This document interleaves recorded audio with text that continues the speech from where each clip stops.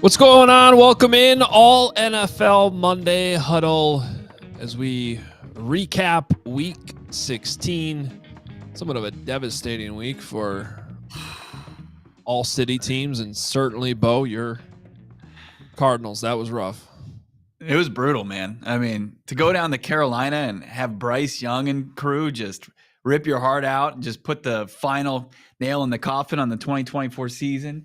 You don't even get set up for a primetime letdown like we're used to around these parts. Didn't even get to that point. So, yeah, big-time loss, big-time devastation, I think, from the fan base. And, I mean, this is just one of those ends to the season that pretty much asks way more questions than you have answers for.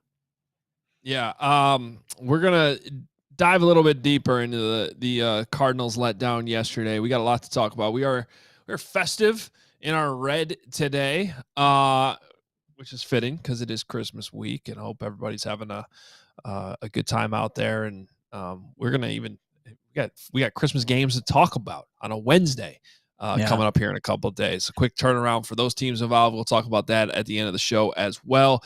Adam Hoge in Chicago, Bo Brack in Phoenix, as we recap what went on, and as we like to do, we start with our best and worst of the week. My best is going to involve the Lions-Bears game that I witnessed yesterday, but it's going to be the Lions side of things. And just one of the more fun plays we've seen all season with Ben Johnson calling it the stumble bum is what the play's name is, where Jared Goff faked a stumble. Quarterback sometimes coming out under center, gets stepped on by his lineman, falls down. That happens all the time, right? But he tried to make it look like the ball came loose too. And then to make it even better, Jahmyr Gibbs goes into a dive barrel roll, pops back up ready to block. That's how I knew, Bo, right away that this was a trick play. But it worked. It worked. Deep shot. And scored a touchdown on it. It was amazing. And if you're Ben Johnson possibly interviewing for the Bears job, I mean, great time to pull that play out. Yeah. Before I move on, I wanted to get your reaction to that play, though, because it was just I couldn't believe it. And then you throw in the context we learned afterwards, Bo, that the reason this play got drawn up by Ben Johnson is because in week 1 of last season, 2023, Packers-Bears at Soldier Field, Jordan Love actually did fumble the ball off the snap, and it sucked the Bears defense in enough that he was able to hit his tight end down the left sideline. So they basically just drew up a garbage play that happened before and did it again on the same team, which from the Bears perspective doesn't make you feel any better. It just makes you feel a lot worse.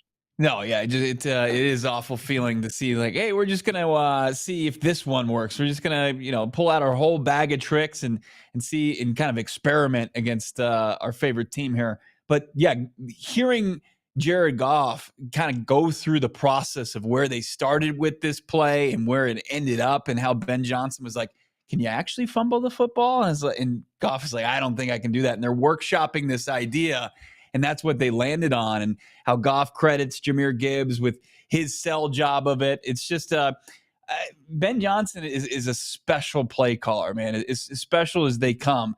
Is it fair to say, like, kind of borderline generational as far as the innovation that we're seeing from Ben Johnson? So, to see that firsthand, obviously it sucks that it's the Bears and they have to be the victim, giving up 6 there and losing another game to Detroit. But, with the reports yesterday, Ben Johnson would, I don't know if he's lukewarm on it, or if he's a big time candidate for the Bears. That's got to be exciting to think that they could couple him with Caleb Williams for years to come, and he could be the guy to help kind of mold the young quarterback. Yeah, I mean, it's kind of a dream scenario, and in some ways, you screwed it up last January when you didn't let Matt Eberflus go, and you can look at it like you were fortunate that Ben Johnson didn't take a job, didn't take that Commander's job, and is still available because you lost out on Jim Harbaugh, but Ben Johnson's still there for you, and it's just. Here's the problem, Bo. It's the obvious thing for the Bears to do, and they never do the obvious thing. They Mm, always do the complicated thing they talk themselves into. So we got plenty of time to talk about that coming up yeah. in these weeks to come. But if you're Ben Johnson, you look at the body of work, number 2 offense in EPA per play since he took over back in 2022. So the entire time he's been the OC. That's over the entire stretch. They're number 2 Yeah. to only Josh Allen's Bills. So you got the numbers behind it, and then you got what you were just talking about, the weekly innovation with this Mhm. Lions team. There's something I got a kick out of everyone being like, why'd they waste that play against the Bears? Why didn't they save that for the playoffs? Well, then we learned later exactly why, because they learned it from what the Packers did against the Bears. So you got to run it against the best opponent to run it against. But also, Right. like, he has this every week. Again, I mean, it Right. might not be this silly or this, crazy, but he's got Penei Sewell rolling Yeah. out, trying to throw the ball. There's something every single week with this guy. Yeah, you got the sixth offensive lineman catching a pass and then taking in for a touchdown. You got Yeah. Jared Goff catching passes as well. You got hooks and ladders. I mean, it's the NFL fans' dream offensive coordinator that you get to watch week in and week out. Not often we say that the Lions are blessed with the best the NFL has to offer, but they're certainly witnessing it this week. I'm going to stick in the NFC North as far as my best of the week. Under 4 minutes to play.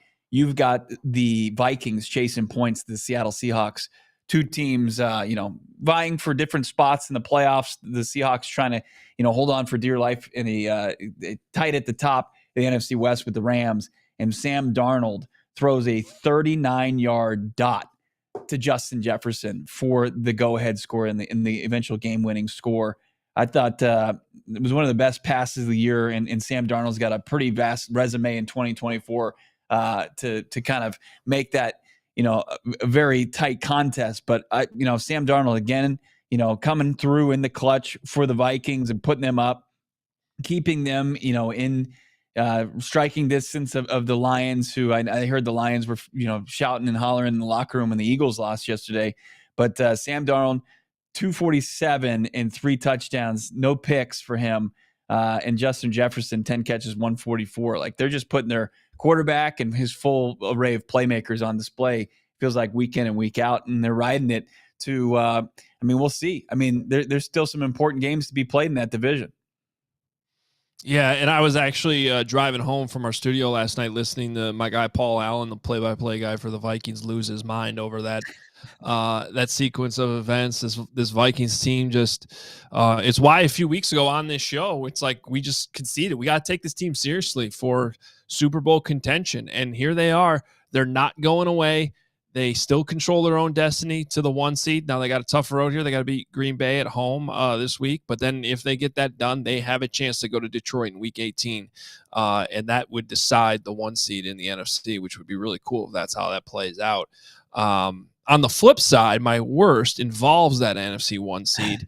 And that is just Devonta Smith dropping what would have been a game-sealing catch against the Commanders, and the Eagles somehow losing a game, which the Commanders turned the ball over 5 times. Now, you put a little asterisk on it because they lost their starting quarterback in Jalen Hurts in this one. We're going to talk to Bo Wulf from PHLY here momentarily. He'll give us the details on that and kind of how this all unfolded. But, Bo, it's crazy to think about this. This Eagles team is now 12-3, and 2 of their losses should be wins, because if Barkley catches that ball way back in week 2 against the Falcons and Devonta Smith catches the ball yesterday, that's the difference between the 2 of their 3 losses right there. Those plays right there, and those are guys you obviously believe in.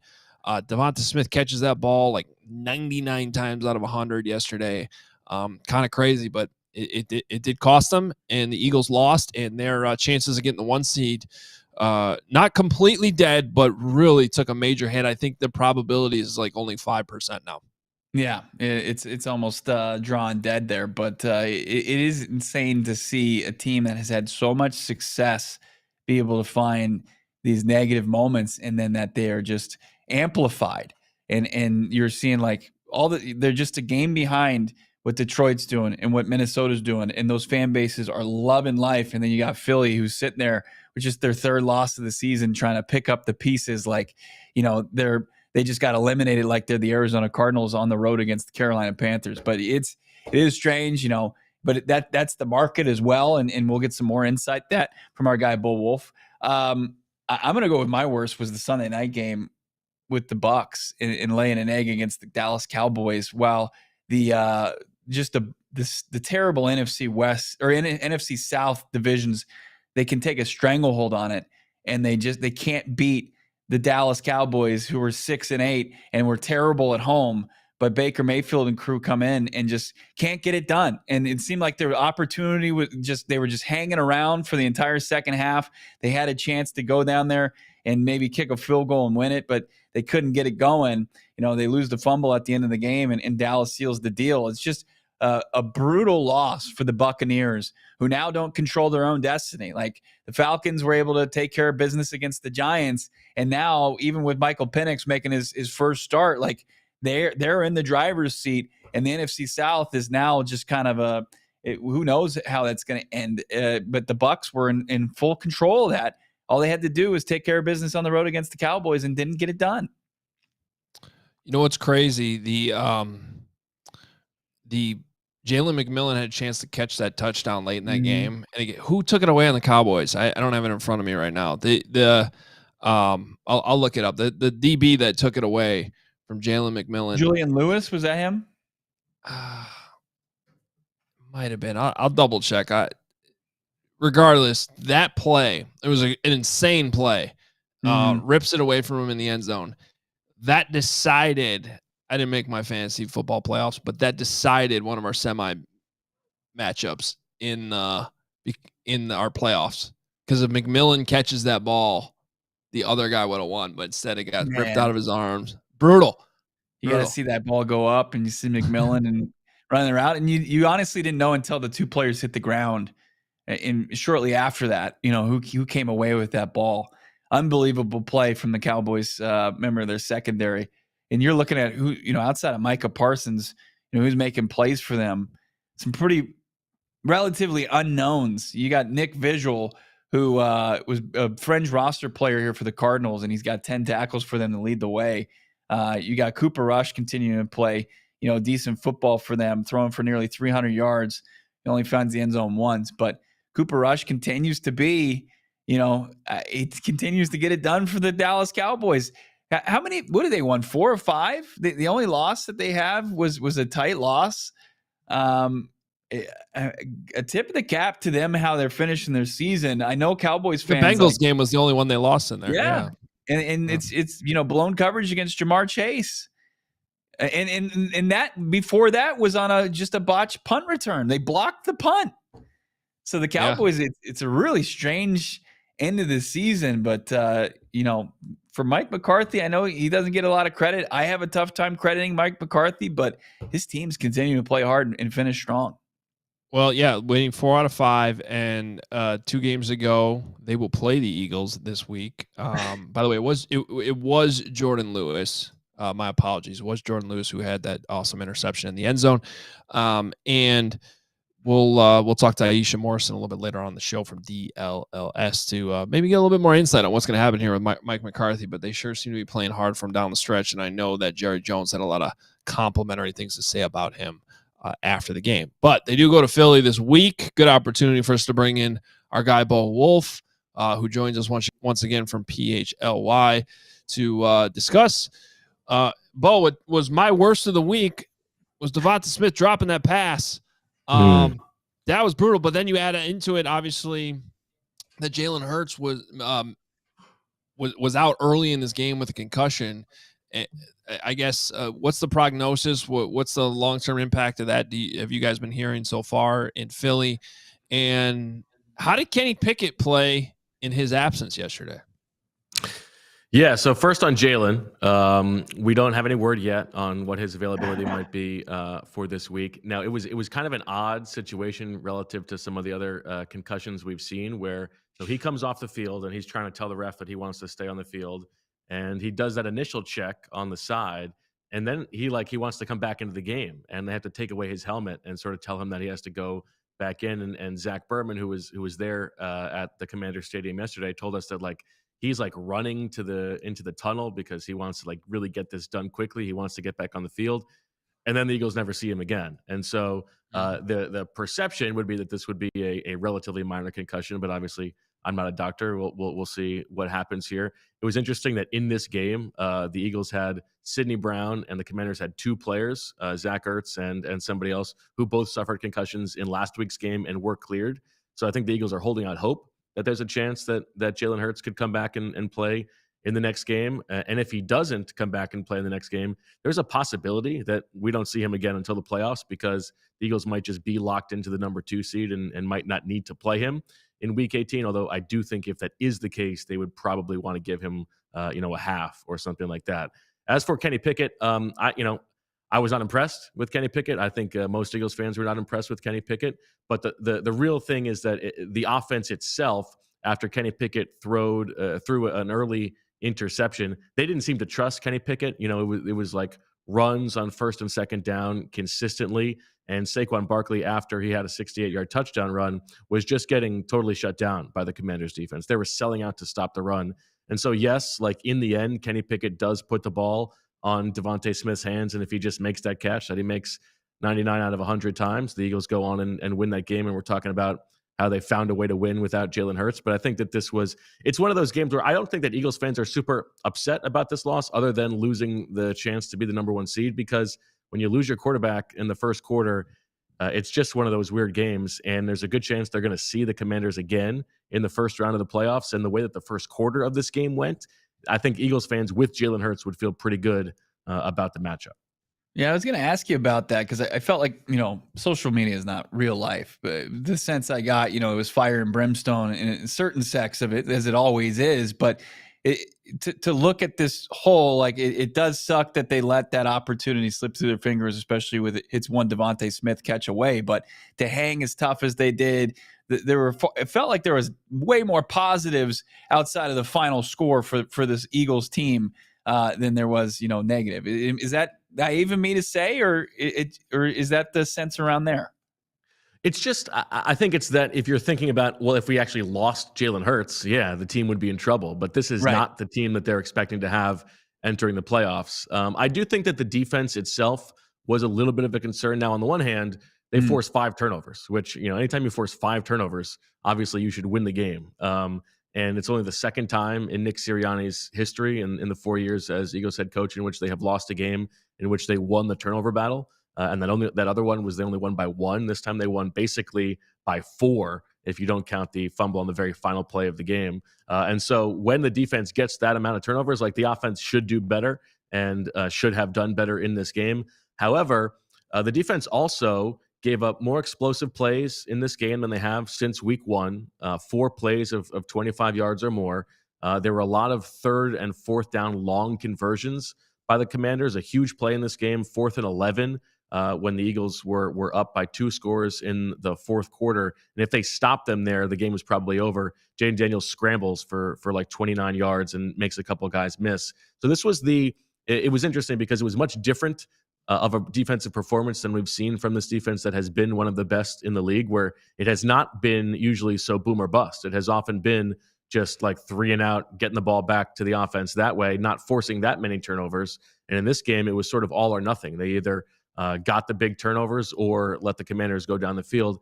It's also one of those games where, like, what preceded the Devontae Smith drop is you think that the defense needs to make 1 stop to win the game, and they get what should have been, the game-winning interception when Darius Slay bats it into the air and Reed Blankenship comes up with the interception, giving the ball back to the offense. Like, you imagine that is like they feel on the sidelines like they have done enough to win the game, and then all of a sudden they have to get called on again, and they are not able to do it, obviously, as Jaden Daniels throws the game-winning pass. Also, like, Eagles' special teams was really bad in this game. Their kickoff coverage was terrible. The Commanders had an average starting field position of just under the 40-yard line on kickoffs. So that's something that you would think is maybe something that could leak into the playoffs rather.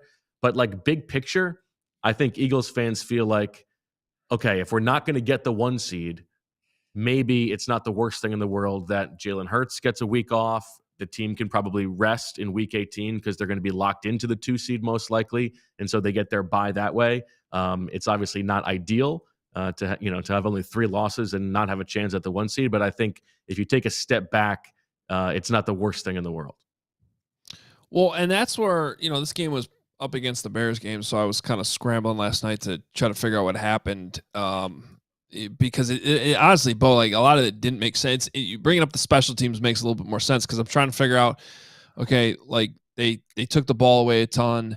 Vic Fangio's defense has been great. Like, what happened here that the Commanders were able to put up as many points as they did? And I guess it all makes sense what you're saying, how you're laying this out for the next few weeks, and they're probably going to get a rematch against the Commanders in the playoffs. But is there any concern whatsoever the explosives that they gave up yesterday that maybe Cliff Kingsbury and Jaden Daniels figured something out that could be exposed in a playoff game in a few weeks? Yeah, I think you guys have covered enough games to know that sometimes there just are weird games, and this was sort of one of those games. They gave up these 4 huge plays on defense. One of them came when Darius Slay had been out of the game and was trying to come back into the game from being injured, and all of a sudden the Eagles have 12 men on the field, and so Slay is running off the field, and then they just leave a guy completely uncovered, and he goes in for a long touchdown. Well, I think the actual concern about the defense would be, a running quarterback is a different dynamic and a different variable that you don't deal with on a week-to-week basis. And I think there might be a little bit of a concern that, Jaden Daniels can do some surprising things, some unscouted things in the middle of the game. But I also think if these 2 teams play a third time, I find it hard to believe that the Eagles would be super concerned about that matchup. When Jalen Hurts was in this game for most of the first quarter, like the Eagles were sort of dominating up front on both sides. And the things that the Commanders defense were able to do in this game to stop Saquon Barkley are probably not repeatable because they were just selling out to stop the run. And they wouldn't do that if Jalen Hurts was at quarterback and not Kenny Pickett. And so we'll see what happens moving forward. I mean, the Eagles, in order to clinch the number 2 seed, all they need is 1 win over the final 2 games or a Commanders loss over the final 2 games. So you would expect with the Eagles having the Cowboys next week and then the Giants in week 18, who are probably going to be, tanking on purpose to get the number 1 pick. That is pretty much locked up. And then their chase for the 1 seed is unlikely, but it's not impossible. They need Minnesota to lose to Green Bay next week, Detroit to lose to San Francisco next week, and then Minnesota to beat Detroit in week 18, also assuming that the Eagles win their final 2 games. So I think there is a good chance that they're going to know heading into week 18 that they are the 2 seed and they can rest the guys that they need to rest. Saquon with 150 on the ground. Now he's got a new career high as far as scrimmage yards, 21-14, 1,838 yards on the ground. Just unbelievable season. Just 160 and some change from hitting 2K, just rushing alone. So how do you view them utilizing Saquon the remaining 2 games? Yeah, so he needs to break Eric Dickerson's record. He needs 134 yards per game over the final 2 games. So he's like 268 away. But like I said, there's a good chance that they're going to not need to win in week 18. And so my expectation is if they have the 2 seed locked up, they are not going to play Saquon in week 18. I think the offensive linemen have talked about Jordan Mailata, especially like how cool it would be to get to 2,000. And so I think there's a good chance they're going to try to really ride him hard in this next week to get there.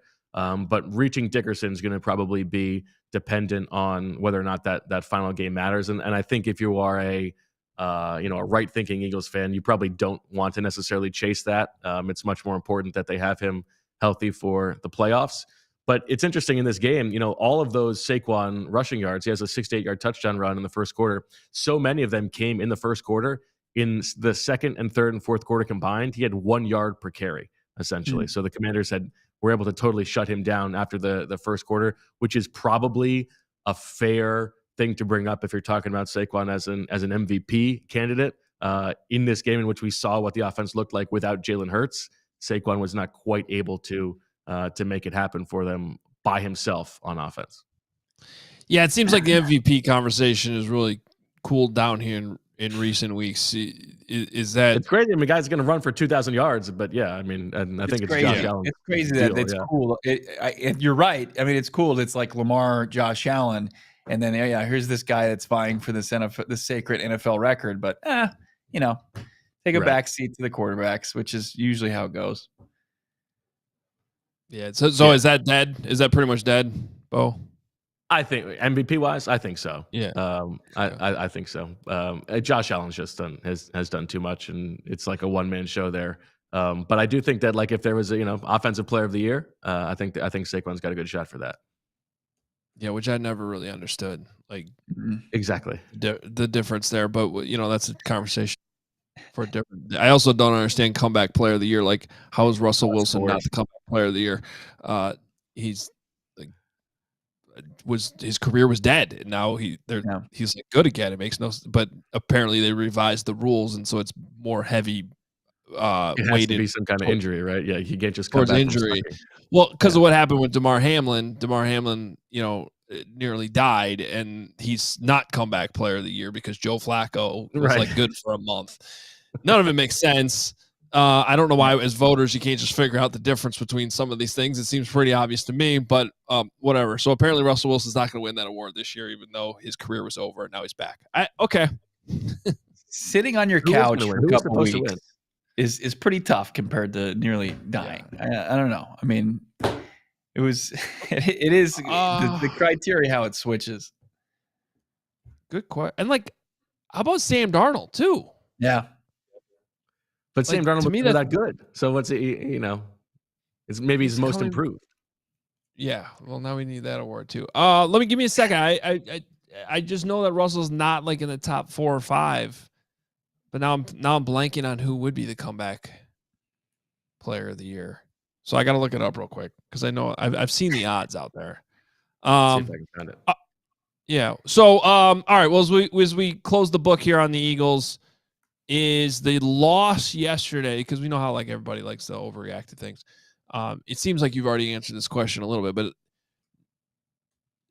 it would seem to be a little bit of a blow to not get the 1 seed. It just felt like it mattered a lot for the Lions. The difference between now going potentially to Detroit in an NFC Championship game versus hosting Lions in Philadelphia, it seemed like a big deal. But overall, it still seems like the Eagles relatively confident about their chances of, nothing drastically changed yesterday, assuming that Jalen Hurts comes back and is healthy. I think that's right. I think, as you said, and I think as we've talked about before, the number 1 seed was almost as important for where that game, the NFC Championship game, would be played as it was to get the bye, because of the expectations that the Lions are not quite as good outside. You saw it yesterday, so you tell me if that's true or not. But I think the flip side to that is if you get locked into the 2 and know that you get to rest in week 18, it's not the worst thing in the world, because you're still going to get the rest that you would not have gotten otherwise. And remember, the Eagles had a very early season bye. They had a week 5 bye. So for them to get some time off will be important. The other side to this, though, is I think we're seeing that maybe the depth of the NFC is a little bit scarier than we thought probably a month ago. The Commanders beat the Eagles yesterday. The 6th seed is either going to be the Packers or the Vikings, and those teams obviously could beat anybody. And so maybe the 2 seed is not as guaranteed of a road to the NFC Championship game as we might have thought a few weeks ago. Looks like Joe Burrow is the favorite for NFL comeback player, which is wild. It's like, why? Got hurt? That's fine. Yeah, he was hurt last year for the second half, and then he got healthy, and then he returned to being Joe Burrow. This is one of those where he's having a good season. You got to find a way to give him an award, but I don't know. That's weak. Yeah, I don't. He wasn't even out the whole year. Again, okay, whatever. All odds, Burrow. That's his nickname for me. Yeah. I mean, for him to face all that adversity, injury in football, missed some games and came back and is the same guy. Good for him. That's bizarre. Can't wait for that speech. Also on there, J.K. Dobbins, Sam Darnold. I'm seeing Tim Patrick. Yeah, he's had a lot of why? injuries. I'm seeing that too. I'm also seeing DeMar Hamlin. Okay, well, like a sorry you didn't do-over. win it last year. We'll give it to you this year. Yeah. It's a weird award. That's fine. By the way, yes, the Lions did not really seem to be bothered by the cold weather yesterday. On the other hand, they were playing the Bears, so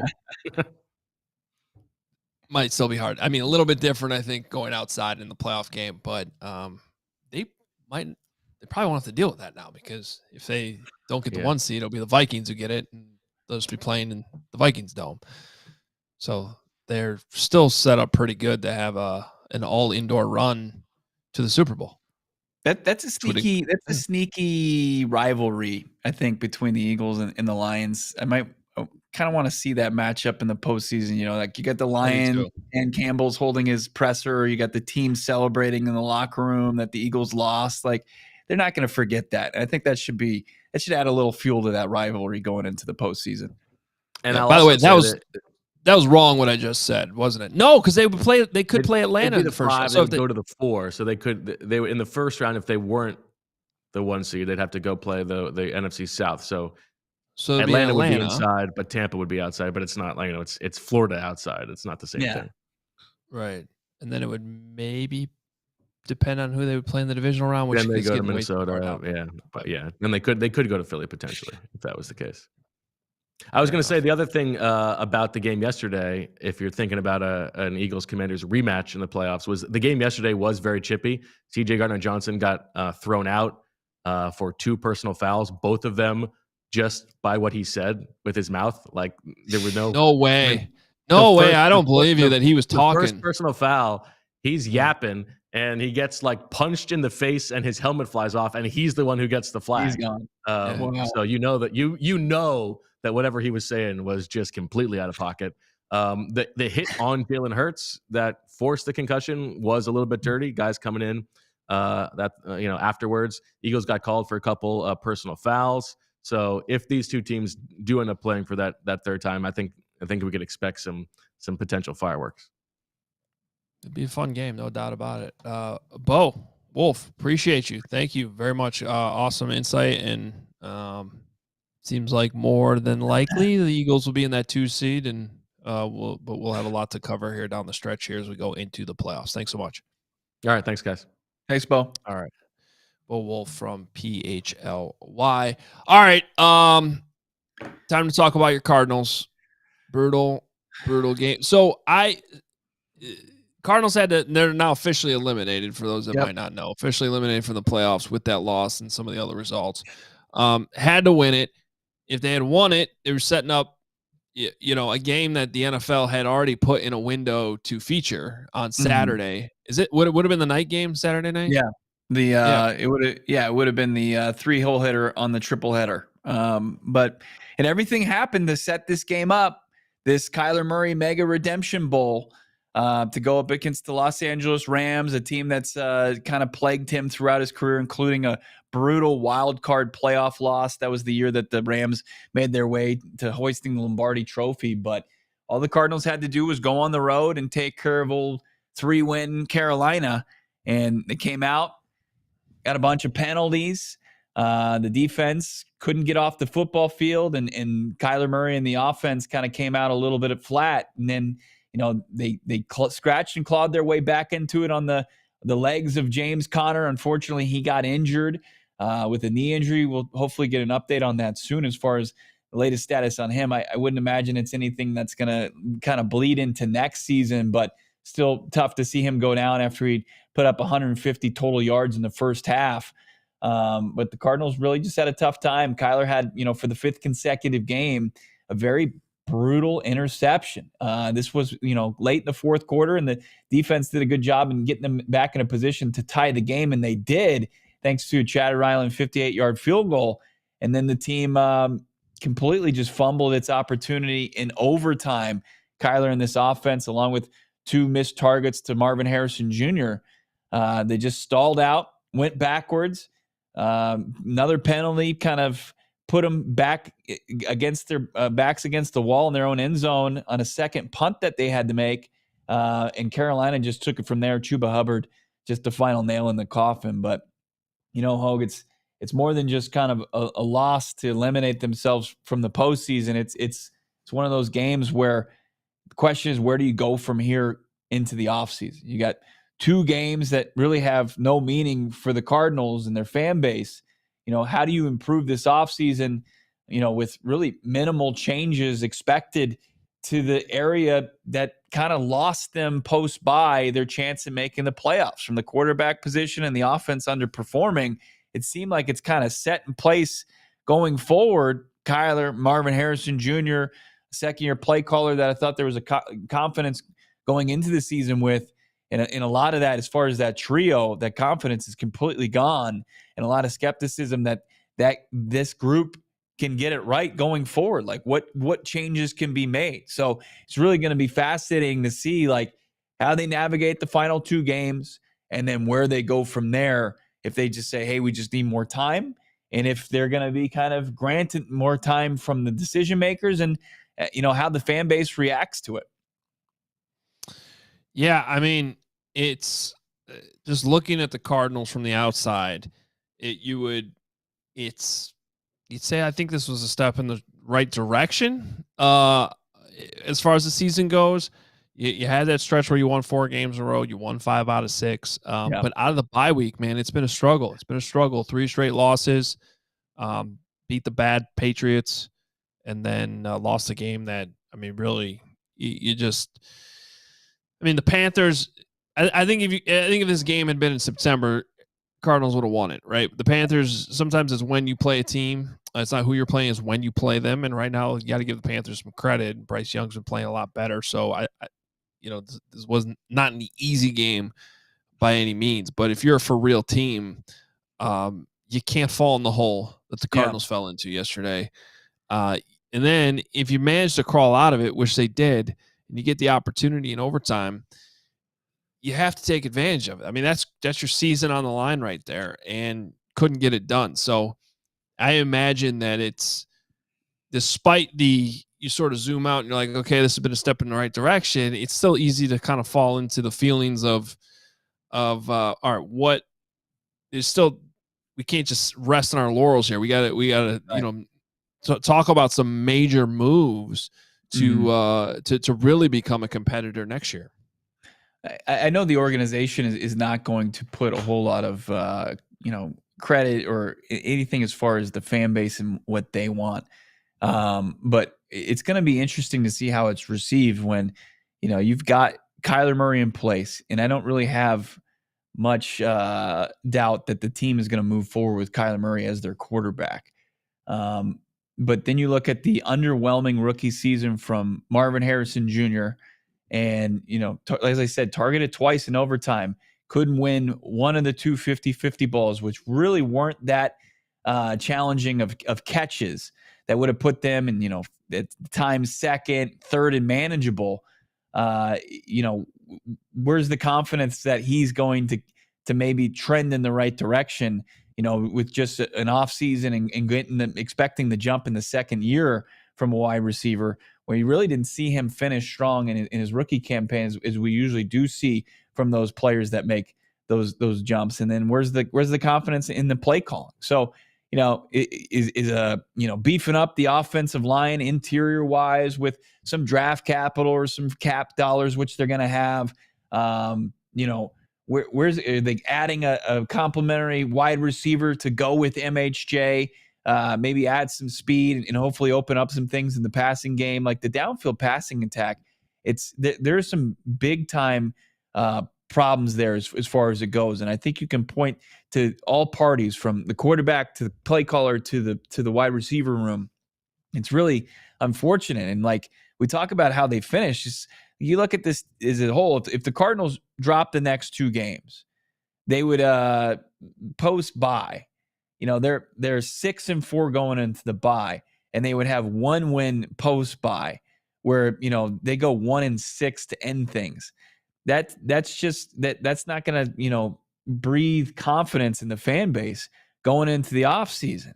And it's really going to be interesting to see, like, who you would expect with a collapse like that. At least the head will roll, but I don't know where they make a move that's really going to make impact on things getting fixed here. So the Cardinals are at a strange crossroads, because I think when you look at them going 4-13 for the previous 2 seasons, and then they potentially go 7-10, say they win one of these next 2 games, they go 8-9.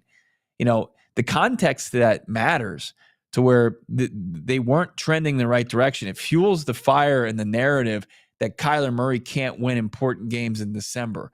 So the Cardinals are really going to have to figure out and critically look at where they fell short post-bye and what decisions they can make that are going to make a significant in the impact that's necessary for them to take the next step. Because Hoge, like you've seen it before, like you can go from, it's easy to improve on a 4-win season, and getting to that next step is fairly easy just because of where you get, draft capital, and usually have cap dollars to spend, and you can improve your roster, and that can get you to this next step. This next season is going to be critical for Jonathan Gannon, GM Monty Ossenfort, and Kyler Murray, Marvin Harrison Jr. to prove that, hey, like the progress was progress, but we do have another gear to this, or it's going to tell this fan base that some of the characters involved aren't, going to be part of the future of this franchise's success. Yeah, I think it's gotta be a bitter end to the season here if they were to lose these last 2 games too. And I was looking at the Lions a couple years ago. The Detroit Lions on October 30th, 2022. They lose to the Miami Dolphins, and at that point had only won 4 games in a season and a half under Dan Campbell. And the record was horrible, but they trying to stick to the process. They're trying to grind away, and they're able to run off a stretch where they went 8-2 down the stretch. Like the switch flipped and they finished strong. They almost made the playoffs that year. And then they get eliminated on the last day before they're playing the Packers that night. And they turn that in their playoff game, and they knock Aaron Rodgers out, and he never plays a game for the Packers ever again. And that was their Super Bowl that year. And they're able to carry that momentum into last season's run where they're almost in the Super Bowl. And now, they're a Super Bowl favorite. So, or at least they're up there among the Super Bowl favorites. That's where, I don't mean to rain on the Cardinals parade right now. I'm not trying to do that. But to your point about finishing the season strong, you feel a lot better that you've built, you've shown some evidence that this thing's going to carry over, and now's our time. Yeah. If you finish strong, if you build on that. And it's just, that has not been the way this Cardinal season has gone.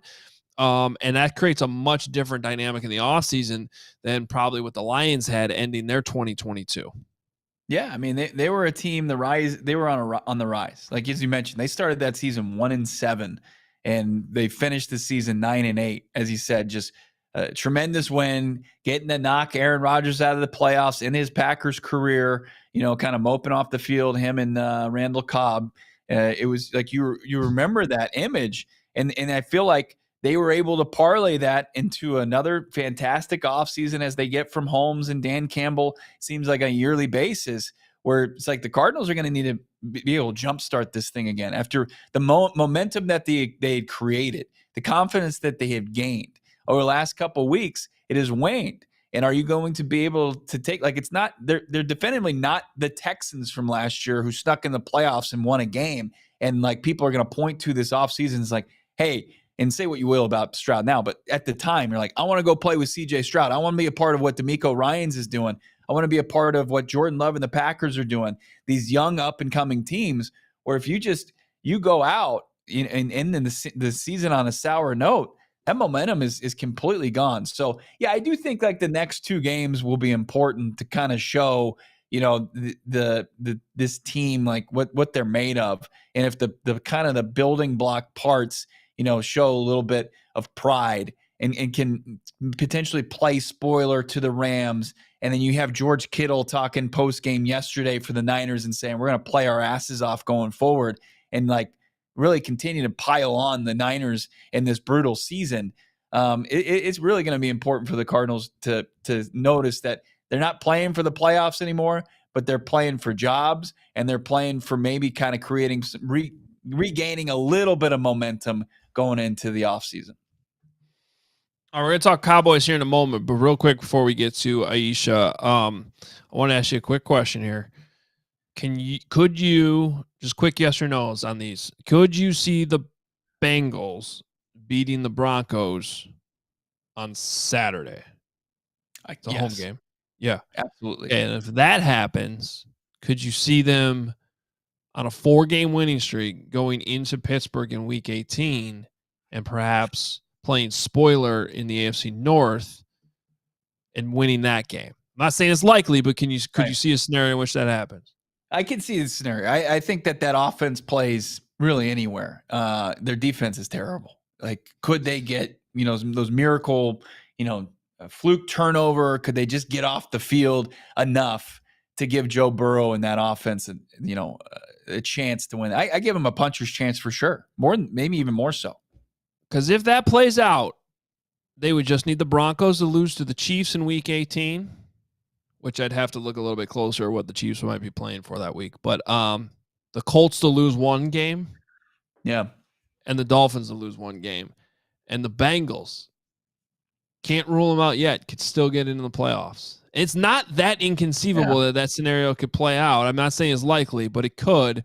And so suddenly, unfortunately for you Cardinals fans out there, to me, the intrigue about the Cardinals-Rams game has shifted to Broncos-Bengals now on the Saturday slate. I know I'm looking forward to that. And the Broncos, of course, had their own misstep in Los Angeles against the Chargers way back on Thursday. It feels like it was a week ago now. Yeah, and they signed up for that, right? I mean, there was all this giving Sean Payton, credit for creating this long layoff. It's like, no, we'll play Thursday so we can get 10 days off between games.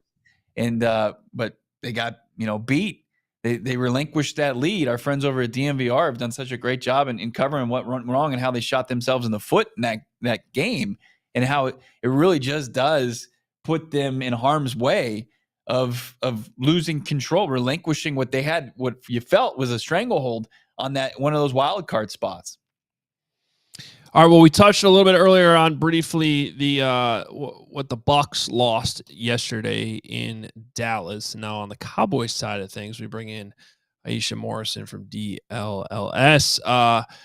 Iisha, the Cowboys are hot. Mike McCarthy's coming back. We're talking Super Bowl next year. Whoa. Pump your brakes, boss. Pump your brakes. Nah, man. It's so crazy because here in Dallas, it is such a mixed bag of emotions about this team figuring some things out towards the end of the year. You obviously know they have been decimated with health this season. You lose your starting quarterback. Who expects for you to win games for real? Unless it's like, one of these crazy backup guys.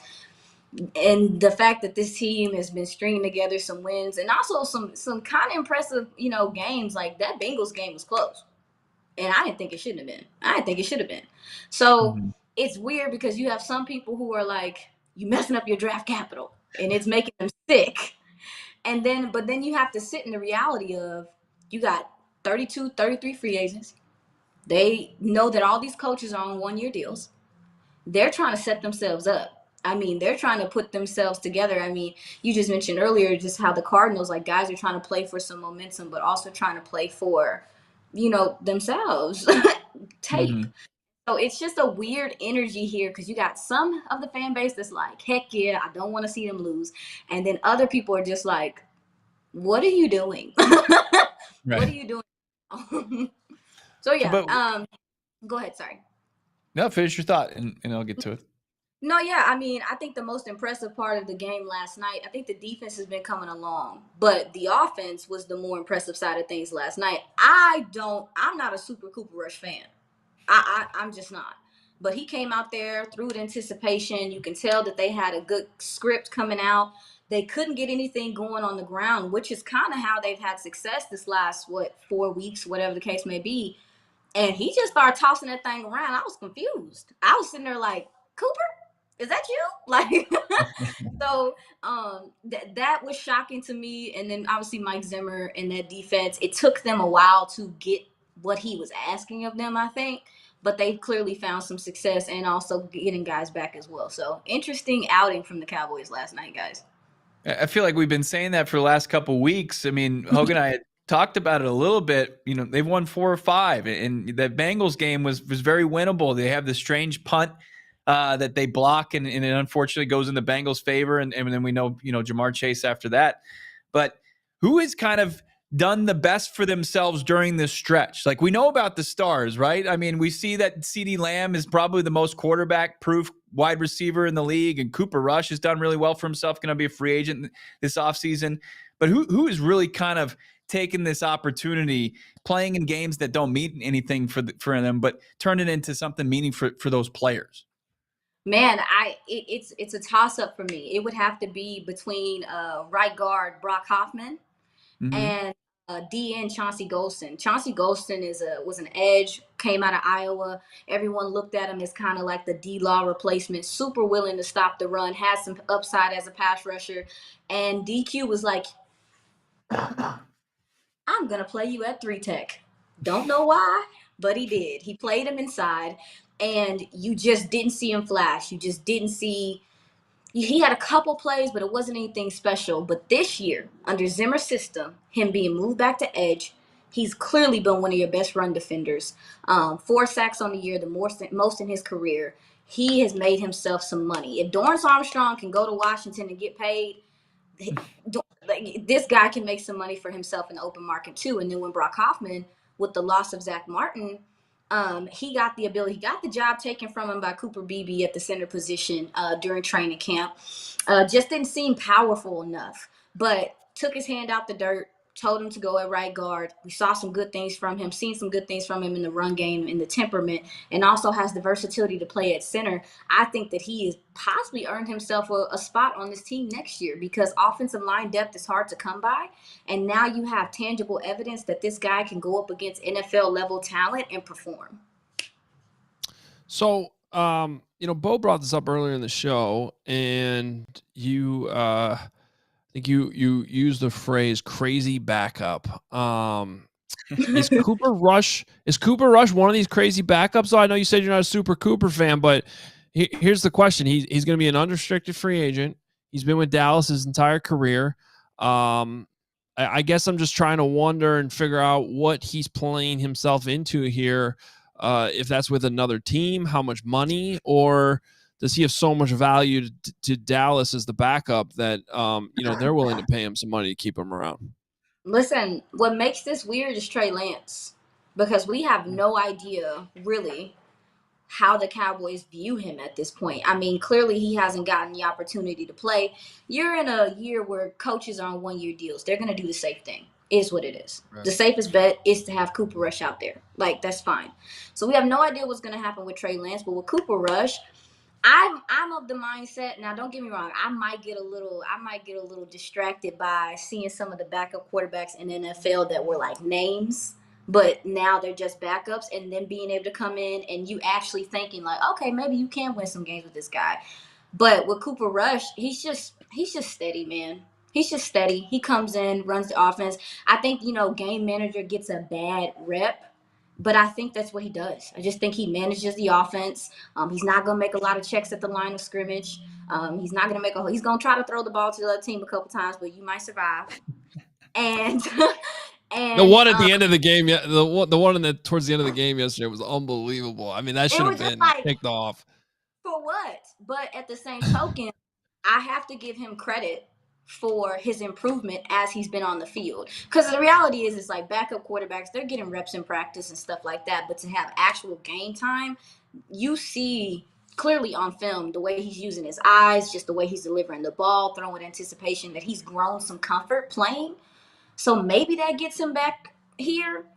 I don't know. I'd be so irritated because I'm like, how can you not upgrade at backup quarterback? But then you look around the league and it's just like, maybe you can't.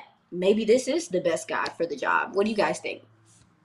I selfishly want the Cardinals to be aggressive and light maybe a fire under Kyler Murray's backside, after kind of falling short the last couple of weeks. I think a guy like Cooper Rush, like, I would never feel, like, hey, let's give him the keys to the offense. Like, this guy can be a French starter. I think you're exactly right. Like, he's the quintessential he's the 2024, 2025 quintessential backup. He's like Colt McCoy. He's a guy that you would trust 3 games, and then anything beyond that, you're probably on borrowed time. But I think that he's a guy that should make some decent money. Like, we've been seeing people kick the tires and have some checking the tread on guys like Andy Dalton. Like, I would much rather have somebody like Cooper Rush get in there, and he's shown the ability to go and run offenses. Operationally seems sound, just a little iffy as far as some of his throws, but numbers back it up. I mean, and it's not just this season. I mean, he's got a pretty steady resume already. Yeah, just very efficient, and for the most part, he's not going to put you in this position to lose, and he's going to do just enough for you to win. And that's kind of how he's operated through his time here. But like I said, guys, Trey Lance makes it weird, because if Trey Lance, like, not knowing what's going on with Trey Lance, I think the Cowboys could draft a quarterback in the later rounds. In consideration of, and again, I ain't even gonna hold you.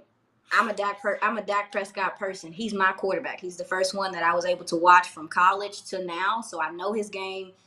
But there are some concerns about, I'm sure the people do have some concerns about some of these major injuries he have had.